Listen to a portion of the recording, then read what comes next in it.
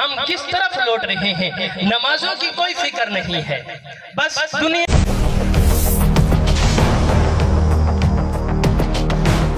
کی کھیل کود میں لگے ہوئے ہیں. نماز اذان دو، ہماری مسجدیں ہیں وہ ویران پڑی ہیں. کم از کم ایک ایک گھر، ایک ایک بچہ دین پہ وقف کرنا چاہیے. ایک ایک گھر میں ایک ایک حافظ ہونا چاہیے. عالم نہیں تو حافظ تو ضرور ہونا چاہیے. اگر حافظ بھی نہیں تو اتنا ضرور سمجھتا ہو کہ اپنے آپ کو بھی برائی سے روکے، اپنے والدین کو بھی برائی سے روک سکے. اتنا ضرور پڑے. اگر ہم نیک اعمال کریں گے، ہمارے بچے جو ہوں گے، وہ نسلیں جو پیدا ہوں گی وہ نیک اعمال کریں گی. جب وہ نیک اعمال کریں گے ان کی نسلیں بھی وہ بھی نیک اعمال کریں گی. اس کا فائدہ یہی ہوگا جس نے اپنی اولاد کو سنوارا، جس نے اپنی بیٹوں کو بیٹیوں کو سنوارا، اس کو جنت بھی عطا ہوگی اور حضور علیہ السلام کی زیارت بھی. تو برائے مہربانی کر کے فکر آخرت پہ بھی توجہ دیں. صرف دنیا میں بھی نہ لگے رہیں. یہ دنیا چند دن کی زندگی ہے. آج نہیں تو کل، کل نہیں تو پرسوں چلے جانا ہے، اور ہر مال یہی چھوڑ کر چلا جانا ہے. یہ مربع، یہ محل، یہ جو بھی کچھ دنیا میں بنایا ہے سب کچھ یہاں رہ جائے گا.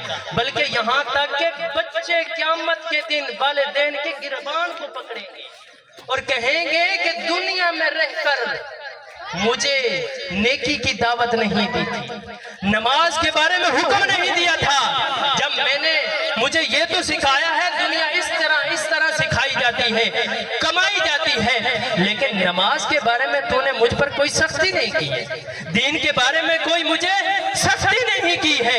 یہ کل قیامت کے دن یہی بچے والدین کے گربان کو پکڑ کر سوال کریں گے کہ اے والدین، اے ابو، اے امی، آج میں تیری وجہ سے جہنم میں جا رہا. اگر دنیا میں رہ کر مجھے نماز کا حکم دیتا، قرآن پڑھنے کا حکم دیتا، آج میں جنت میں جاتا اور تمہیں بھی جنت میں لے جاتا. لیکن یہی بچوں کی وجہ سے والدین کیا کر رہے ہیں؟ اپنی نماز نہیں پڑھ رہے، مسجد تک آنا بھی گوارا نہیں کر رہے، قرآن وہ بھی نہیں پڑھ رہے. کیوں؟ تاکہ میرے بچوں کا کچھ نہ کچھ بن جائے. بننا کیا ہے؟ دنیا تو بنا رہے ہو لیکن آخرت نہیں بن رہی. اپنا بھی نقصان کر رہے ہو، اپنی اولاد کا بھی نقصان کر رہے ہو. ہم سے تو یہ پرندے بھی یعنی کہ سیانے ہیں. ہم سے جو پرندے ہیں وہ سیانے ہیں. کیوں؟ کیونکہ وہ اپنی اولاد کو اڑنا تو سکھاتے ہیں، کمانا نہیں سکھاتے. اڑنا تو سکھاتے ہیں، ان کو اپنا گھر بنانا نہیں سکھاتے. ہم کیا لگے ہیں؟ صرف ہم دنیا دار، اس طرح وہ بھی آ جائے، وہ بھی آ جائے، وہ بھی آ جائے. حضور علیہ السلام کا فرمان ذیشان ہے کہ اگر بندے کے پاس سونے کے دو بڑے بڑے پہاڑ بھی آ جائیں، بندہ پھر بھی تیسرے پہاڑ کی حسرت کرے گا، کاش کہ تیسرا پہاڑ بھی میرے پاس آئے. یہ دنیا ہے، سب کچھ یہیں رہ جانا ہے. تو برائے مہربانی کر کے آپ بھی خود دین پہ توجہ دیں، اپنے بچوں کو بھی لے آئیں. ایک ایک بچہ، کم از کم ایک ایک بچہ ہر گھر میں دین پہ وقف کرنا ضروری ہے. اتنا ضرور مسائل جانتا ہو کہ نماز کیسے پڑھی جاتی ہے، نماز کے 7 فرائض ہیں، غسل کے 3 ہیں، وہ بچوں کو یاد نہیں. کل ہم بیٹھے تھے، ایک بابا تھا، اس کی سفید داڑھی ہو چکی تھی. وہ کہتا ہے باب آدم کا قد کتنا ہے؟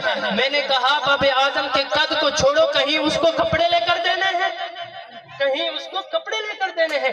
تو یہ بتا نماز کے فرائض کتنے ہیں، غسل کے فرائض کتنے ہیں؟ بس بندہ چپ کر گیا. اس سے کیا پتہ چلتا ہے کہ سواری جوانی یعنی کہ جب سے بالغ ہوا اس سے لے کر اب تک سفید بال ہو چکے ہیں.